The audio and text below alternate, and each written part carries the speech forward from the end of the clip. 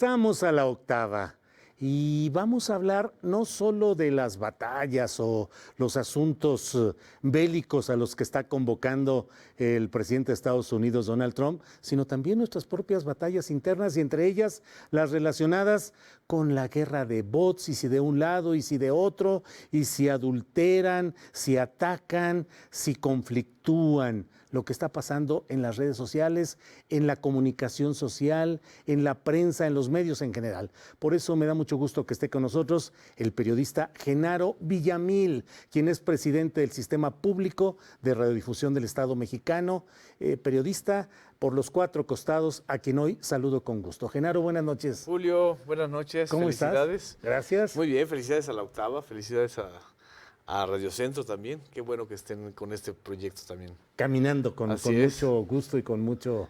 Y sin bots, y sin troles, y sin... Pues no te creas, ellos andan por todos lados.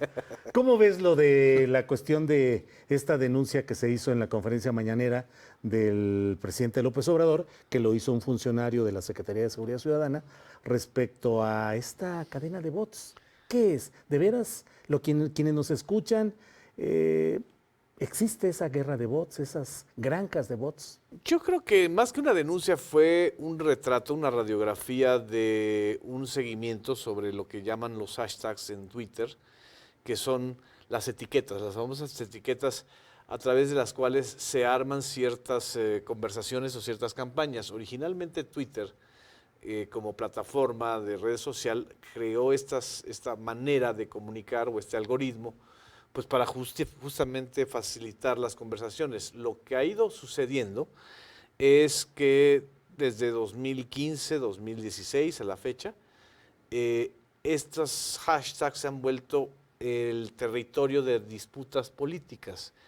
Y en ese sentido hay grupos o empresas dedicadas a utilizar esos hashtags para hacer debates y contiendas políticas en donde la gran mayoría somos espectadores o a veces víctimas o victimarios. Y la gente, lo que creo que tenemos que entender es que no hay que contestar, no hay que alimentar el hashtag. Porque en el tema de las redes sociales y sobre todo en Twitter, este tipo de estrategias lo que buscan es generar mucho ruido y mucha conversación, porque ese es el éxito de esas empresas. Es como la venta de un producto. No importa que hablen mal, el chiste es que se hable del tema, ¿no? Y creo que estamos todavía en pañales, la verdad, como sociedad y como sociedad digitalizada, para comprender que buena parte de estos insultos y de estos debates y de esta especie de clima o de atmósfera que se crea en la tuitosfera, en realidad son estrategias de mercadeo político, sinceramente. ¿Practicadas por opositores a ciertas corrientes políticas o también por corrientes políticas dominantes? Yo creo que practicadas desde varios lados, es decir, desde opositores hasta grupos de fuego amigo, hasta dentro del gobierno, que los hay, hasta grupos de críticos o de adversarios, o simple y sencillamente pícaros que quieren buscar una notoriedad. Hay muchas cuentas que buscan eso, ¿no? Te podría decir muchas, pero no tendría sentido si no tenemos un análisis como el que se presentó en la conferencia matutina. Cada tema, cada espacio, cada asunto, de repente desata esta guerra de influencers, palabra que odio mucho, pero que forma parte del lenguaje de la tuitosfera y que buscan eso, colocar temas, colocar debates para ellos, pues capitalizar esto monetizando, ¿no? Sí. ¿Sería suicida para un gobierno como el actual de México no participar con sus propias fuerzas en una batalla en la tuitosfera? Lo que es suicida es confundir eso con la opinión pública. Eso no es la opinión pública. Eso no es opinión pública, lo que vemos y leemos en Twitter y en las redes sociales. Es una parte de la opinión, pero no es la opinión pública. Es decir, la opinión pública es un complejo mucho más amplio, que tiene que ver con el punto de vista de la ciudadanía de la calle, tiene que ver con la prensa, tiene que ver con los medios electrónicos también. Lo que pasa es que estamos viviendo una era también en donde el tránsito hacia la comunicación digital trae una parte clara, una parte luminosa, que es la que siempre, por ejemplo, menciona López Obrador, que son las benditas redes sociales, Pero también a veces son malditas redes y sociales. una parte muy oscura, un dark side, una parte oscura que también hay que entenderla. Y es como la televisión igual. Es decir, la televisión tiene una parte luminosísima, maravillosa, con una capacidad de llegar a la gente de manera instantánea, pero también tiene una parte oscura, la parte pues, de los realities, de los telemontajes. ¿Sí me explico? La Claro. prensa igual. Es decir, todos los medios de comunicación y todas las fórmulas de comunicación tienen esto. No hay que condenarlas por completo, hay que interactuar con ellas, tú mismo lo has vivido, como me ha tocado a mí, es decir, hemos tenido que transitar hacia periodismo digital. Y la verdad es que te diviertes también. Digo, Hablabas ahorita de las televisiones, la parte oscura y la parte negativa. La parte oscura de la televisión abierta, la predominante, los grandes canales, ¿ha ido en declive, va desapareciendo o sigue teniendo un poder al acecho? no, sigue siendo un medio muy poderoso. El modelo de la televisión empresarial al estilo mexicano tradicional, ese es el que ya está en declive. Pero la televisión como fórmula de comunicación y de medio está muy empoderado. ¿Qué es lo que ha ido cambiando? Ya no es solamente la televisión abierta, ya es la televisión que se ve vía online, que se ve on demand, que se ve en una multitud de pantallas. Tenemos ya pues, estas pantallitas, estas son las que más Pues se sí. ven. Estaba yo Pareces Juan viéndole, Aguirre Abdo en la presentación de La Octava que dijo, esta es la pantalla. esta es la verdadera pantalla, la lucha está en esas pantallitas, o en las de las más grandes, ¿no? Pero sigue siendo televisión, distinta a la televisión de la era pues, de McLuhan, la era de los 60s, de los 70s, de los 90s. A partir de lo que entró el mundo, lo que vivimos desde el ataque de las Torres Gemelas de 2001, vivimos otra era televisiva. Y mucho más desde que Facebook y desde que Twitter y desde que YouTube. Desplazaron a, y no digas ahora Netflix, es decir, todas las llamadas OTTs, ¿no?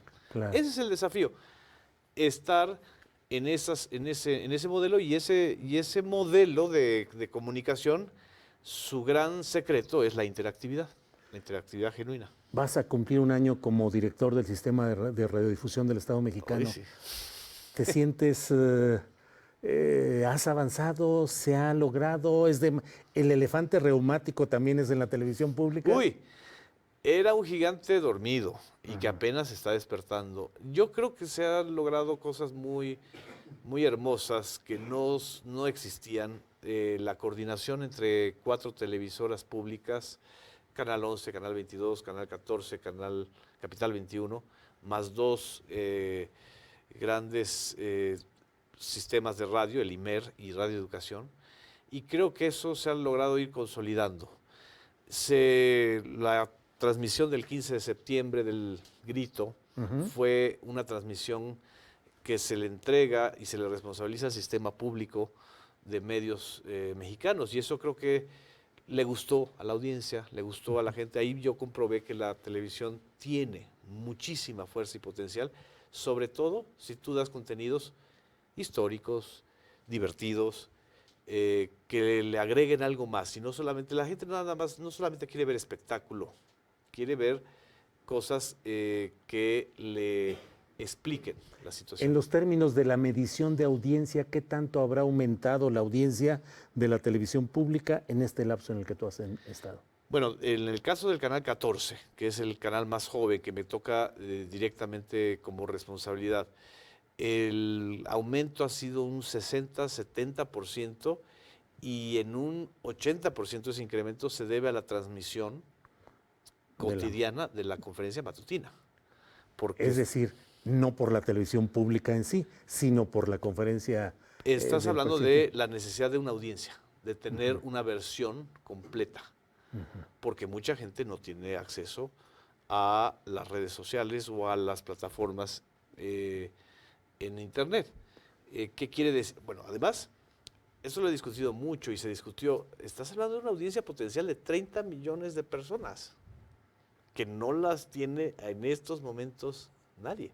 Potencial. Potencial, pues son los... ¿Y real?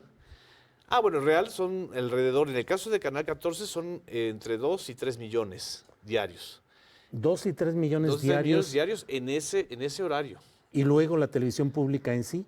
Y luego la televisión pública, Canal 11, ha incrementado mucho a partir de toda esta parte de reforzar algo que todavía no se ha difundido mucho, el 11.2, la barra de infantil, que es la mejor barra de la televisión mexicana. Y también estos nuevos productos que ha incorporado Canal 11, ¿no? La combinación de humor político con debate. Y tiene Canal 11 una audiencia leal de hace muchos años. Canal 22 se ha mantenido, ha sido un canal de nicho del sector de cultura. De ahí vamos a levantar el Capital 21, que es de la ¿Viene Ciudad de algo México. especial en cuanto a televisión pública, al sistema de radiodifusión? Sí, vienen varias iniciativas. El 20 de noviembre es otra vez una conjunción de esfuerzos para transmisión del desfile histórico. Ya no va a ser un desfile deportivo. Vienen también iniciativas conjuntas para la transmisión de partidos y deportes amateurs. Estamos por ejemplo, el segundo gran nicho de Canal 14 ha sido el fútbol americano universitario.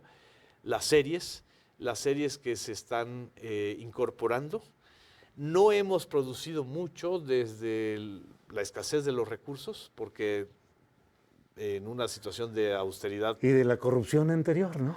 Exactamente, el del huachicoleo anterior.